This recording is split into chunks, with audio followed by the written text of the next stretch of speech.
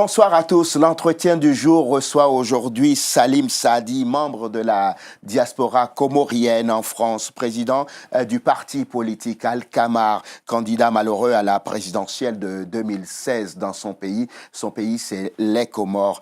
Bonsoir. Bonsoir, merci de me recevoir. Merci surtout d'avoir accepté notre invitation.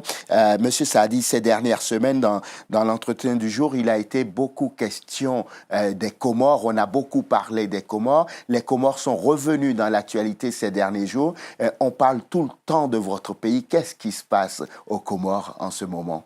Vous savez, c'est vrai, ce qui se passe actuellement aux Comores, oui, c'est que nous avons un président qui veut s'éterniser au pouvoir et qui a tout fait, qui a tout manigancé aujourd'hui avec des assises, un référendum pour s'éterniser au pouvoir. Alors, aujourd'hui, il avait commencé, il a été élu pour s'occuper des Comoriens et depuis son élection, il nous a parlé des assises. Oui. Donc, des assises nationales. Des assises nationales. Oui. Alors, ces assises ont été cautionnées par la communauté internationale parce qu'il a eu l'habilité, il a eu le subterfuge de faire venir la communauté internationale pour cautionner ces assises.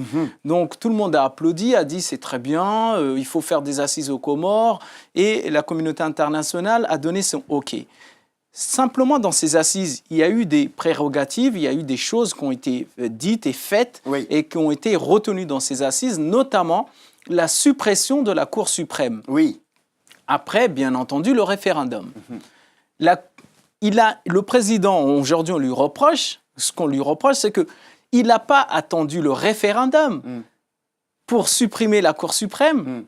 Dès la validation des assises, il a enjambé le pas, il a supprimé la Cour suprême. On parle de la Cour suprême ou la Cour constitutionnelle? De la Cour constitutionnelle. Voilà, parce que j'aimerais qu'on soit précis. C'est plutôt la Cour constitutionnelle. La Cour constitutionnelle, très bien. Je rectifie, tout à fait. Voilà. Donc vous dites qu'il aurait dû attendre l'organisation du référendum pour appliquer les conclusions de ces assises nationales. Il faut peut-être qu'on replace les choses dans les contextes. Les assises nationales, c'était un forum national qui aurait dû regrouper toutes les forces vives de la nation comorienne pour réfléchir sur les 45 dernières années de votre indépendance et définir le cap pour les années à venir.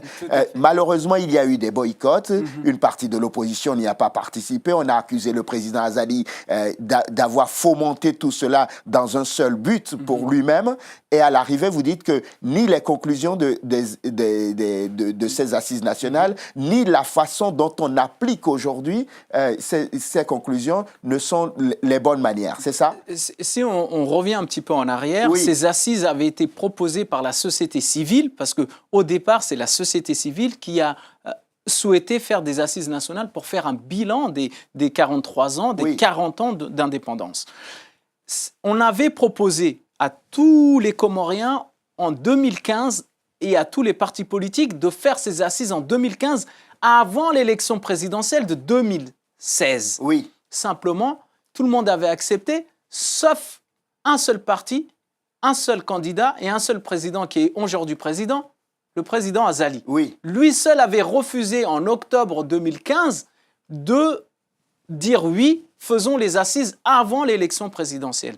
Donc, peut-être qu'il avait déjà son plan dans sa tête et qu'il voulait servir aux Comoriens d'autres assises que celles que les Comoriens et la société civile avaient prévues, c'est-à-dire un bilan général et pour regarder comment nous allons, dans les prochaines années, mettre les Comores dans le nouveau millénaire. Est-ce que je suis en train de vous comprendre?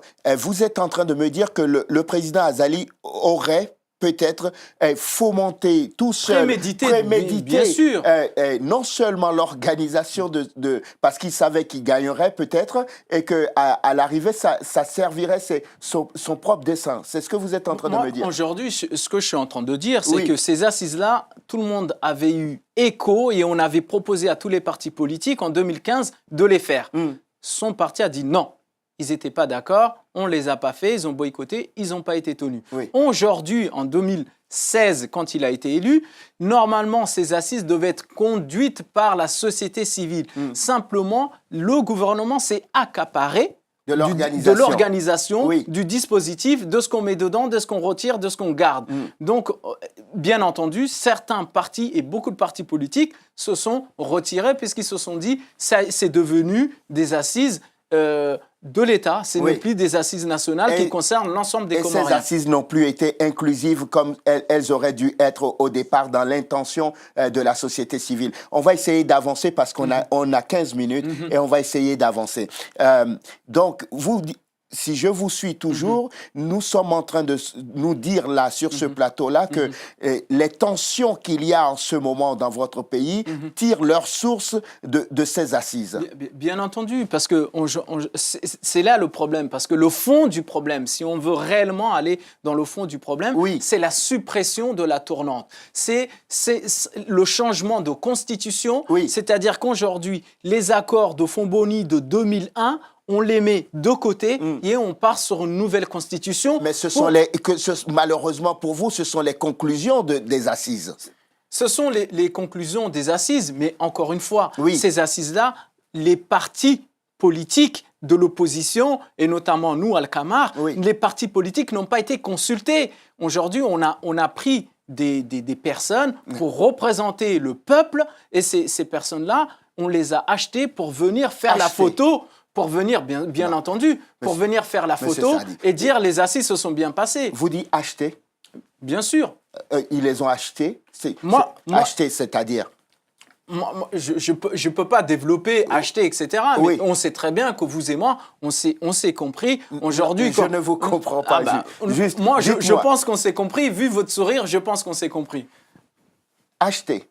Oui, tout à fait. Je suis intrigué par la façon dont ces personnes ont été achetées, en fait. Mais ces personnes, vous savez, on peut acheter les gens de différentes manières, en leur proposant un travail, en leur proposant de l'argent, en leur proposant un terrain pour construire, en leur donnant du matériel pour construire. Il y a différentes façons, en leur octroyant un service quelconque. Il y a différentes façons d'acheter les gens. On va pas nous attarder sur ça. Alors, on va faire un point pour que les gens comprennent. Aux Comores aujourd'hui, il y a eu donc l'organisation de ces assises. De ces assises, il y a eu des conclusions. Le président a décidé d'appliquer les conclusions de ces assises. Ça crée des tensions dans votre pays. Le vice-président de votre pays, par exemple, est en exil aujourd'hui et il a un mandat d'arrêt contre lui. L'adjoint au chef d'état-major de l'armée des Comores est arrêté pour complicité et pour atteinte à la sûreté de l'État. Il y a l'ex-président Sambi qui, lui, est impliqué dans une affaire dont on dit qui est complètement en dehors de la politique. Honnêtement, de vous à moi, et ce qui se passe dans votre pays aujourd'hui, est-ce que le président est en train de faire place nette pour pouvoir exister tout seul? Ou bien c'est un président qui se bat pour la démocratie dans votre pays? Aujourd'hui, il y a plusieurs questions dans ce que vous venez de décrire. La première des choses, c'est que nous avons un président qui ne dissocie pas et qui intervient sans arrêt au niveau de la justice. Donc, moi, je prône pour un État où on a une séparation de l'État et de la justice. Aujourd'hui, ce n'est pas le cas. Parce que on regarde le vice-président, comme vous avez évoqué, il est en exil, alors qu'il y a quelques mois, il était le vice-président du président Azali.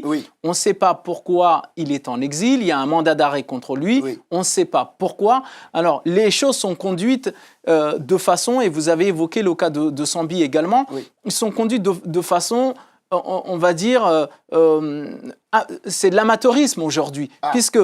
C'est beaucoup plus de l'amateurisme qu'un règlement de compte au Kékoral. Non, mais il y a le règlement de compte, mais il aurait pu se faire de manière professionnelle. Aujourd'hui, il y a des professionnels. Quand vous voulez régler un compte, il y a des professionnels pour ça. Mais eux, c'est de l'amateurisme. C'est-à-dire qu'aujourd'hui, ils vont arrêter le président Sambi. S'il y avait une affaire aujourd'hui sur le président Sambi qui concerne l'ensemble du gouvernement Sambi, ils auraient dû interroger auparavant l'ensemble du personnel, le ministre des Affaires étrangères, le ministre des Finances, etc., faire leurs enquêtes et à la fin arriver au président Sambi. Oui.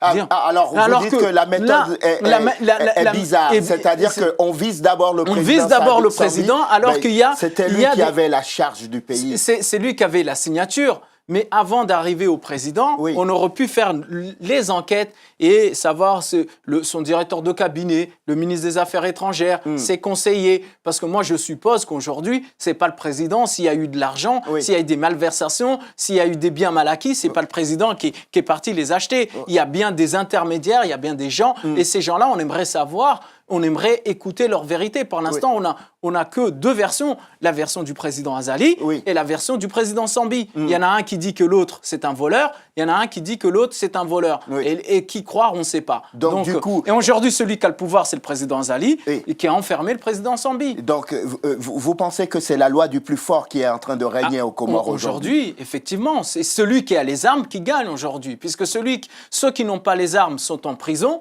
Aujourd'hui, juste vous rappeler que sur 180 détenus aux Comores, il y a 80 prisonniers politiques ou qui sont emprisonnés en mandat d'arrêt, ou qui sont en résidence surveillée, ou qui sont où on a pris leur passeport, qui ne peuvent pas voyager, sur 180 dans tout le pays. Oui, mais ces personnes, ce sont des gens qui ont travaillé avec l'ancien gouvernement, qui ont dû être impliqués dans des affaires, et la justice de votre pays doit passer quand même. Il doit y avoir une justice, mais ce n'est pas une justice à charge. Il doit y avoir une justice indépendante. On ne peut pas mettre quelqu'un aux arrêts sans qu'il y ait une enquête, sans qu'il y ait un procès. Et il faut des preuves pour mettre quelqu'un aux arrêts. On ne peut pas décider du jour au lendemain comme ça. Salim Saadi, il est parti parler à Télé Sud, on va l'arrêter. Non, ce n'est pas possible. On n'est pas en démo. Ça veut dire que quelque part... Est-ce que vous craignez pour vous-même? Moi, mais je l'ai dit à plusieurs reprises, bien entendu. Moi, je crains pour ma vie et je crains pour qu'on... À chaque fois que je vais aux Comores, je crains à chaque fois qu'on m'arrête, bien entendu. La situation est si délétère que cela? Mais ça sent le soufre quand vous arrivez à l'aéroport de Moroni. Ça sent, vous avez peur d'être arrêté à tout moment. Salim Saadi, maintenant que le référendum constitutionnel est passé, et malgré les contestations et tout cela, peut-être qu'on ira vers l'autre étape. Il y a eu donc il y a eu la suppression de la Cour constitutionnelle, l'organisation du référendum constitutionnel et l'adoption donc de la nouvelle constitution. La prochaine étape, normalement, dans l'intention du président, il l'a d'ailleurs dit, ce sont des élections présidentielles anticipées en 2019, peut-être. C'est ça?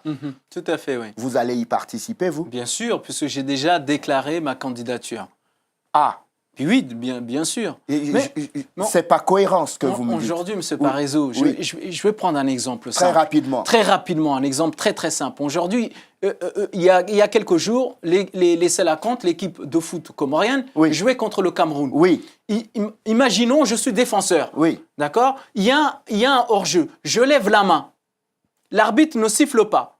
Est-ce que je laisse l'attaquant camerounais aller marquer le but ou je cours après lui pour éviter qu'il marque le but? Eh bien, je cours après lui et j'évite qu'il marque le but. Eh bien là, c'est pareil, M. Parizeau. Nous sommes en politique, on n'est pas sur le terrain de foot. Mais j'arrive, puisque là, c'est pareil. On sait très bien qu'Azali, le président Azali est hors jeu. Le seul qui est habilité à siffler pour lui dire « Monsieur, revenez », c'est la communauté internationale. Aujourd'hui, la communauté internationale ne va pas plus loin que venir aux Comores et regardez ce qui se passe. Bon, ça se passe bien. La communauté internationale doit prendre ses responsabilités, doit siffler et dire « Monsieur Azali, vous êtes hors jeu ». Si la communauté internationale ne siffle pas, nous, le parti Al-Kamar et Salim Saadi, on s'est déclaré candidat et on fera barrage. Vous irez à l'élection présidentielle donc? On ne le laissera pas faire seul et aller prendre les Comores pour 10 ans. Ce n'est pas possible. Vous irez cautionner en fait la réélection du président Azali jusqu'à 2029. Vous êtes prêt à prendre le risque? Pas du tout. Parce que moi, j'ai dit aux Comoriens, et je leur ai dit, faites confiance au parti Al-Kamar, faites confiance à Salim Saadi. Si nous gagnons les élections, nous rétablirons l'ordre constitutionnel tel qu'il était en 2001, tel que les accords de Fomboni de 2001. Nous rétablirons l'ordre constitutionnel. Donc, à vous de savoir si vous voulez le président Azali pour 10 ans ou si vous voulez Salim Saadi pour 2 ans et demi et rétablir l'ordre constitutionnel tel qu'il était. Mais si ne vous suivez pas, vous prendrez le risque de laisser le président Azali donc au pouvoir jusqu'en 2029 quand même. Hein. Monsieur Parezo, oui. Permettez-moi de vous dire que le parti Al-Kamar, c'est un parti qui agit et qui est actif. Ce n'est pas un parti dormant. Aujourd'hui, l'opposition qui a peur d'aller, et aujourd'hui j'ai appelé toute l'opposition. Oui. Si ils n'ont pas les moyens, s'ils ne veulent pas y aller, s'ils ont peur, le parti Al-Kamar est là. Nous, on est prêts, on s'est déclaré candidat qui rejoignent le parti Al-Kamar. Et je dis à tous les Comoriens et à toutes les Comoriennes de rejoindre le parti Al-Kamar, le mouvement, pour que nous battons tous Azali et que nous rétablissons l'ordre constitutionnel tel qu'il était en 2001. Salim Saadi, on est à la fin de cet entretien. Juste une réponse, mais extrêmement courte, et on va conclure là-dessus. Est-ce qu'aujourd'hui, il y a un risque de déflagration dans votre pays? Le risque, il est là, puisqu'aujourd'hui, l'ensemble de la classe politique est ou mise en examen ou en prison. Donc, il y a un moment, peut-être, il manque rien pour que le pays s'embrase. Donc, je ne le souhaite pas, parce que nous avons un très, très beau pays. Et vraiment, je souhaite que la paix et la sérénité reviennent sur nos îles. Mais vraiment, le risque est là, est vraiment latent. Et il faut peu de choses pour qu'aujourd'hui le pays s'embrase. Et je souhaite que le président Azali revienne à la raison, et j'espère qu'il reviendra à la raison pour le bien de notre pays. On souhaite la paix dans votre pays. Salim Saadi, merci infiniment d'être venu dans l'entretien du jour. Vous êtes membre de la diaspora comorienne en France, président du parti politique Al-Kamar. Vous étiez le Benjamin de la dernière élection présidentielle, c'est ça, hein? Tout à fait. Et vous êtes même déjà candidat à la probable élection présidentielle anticipée de 2019 aux Comores, votre pays. Merci infiniment d'être venu dans l'entretien du jour. On suivra avec attention l'actualité dans votre pays, et si le besoin se faisait sentir, on vous réinvitera ici. D'accord? Merci à vous, merci de m'avoir reçu. Merci à vous de nous avoir suivis. Je vous souhaite de passer une excellente suite de programmes, évidemment, sur Télé Sud. On se retrouve demain pour un nouveau numéro de l'entretien du jour. D'ici là, portez-vous bien. À demain.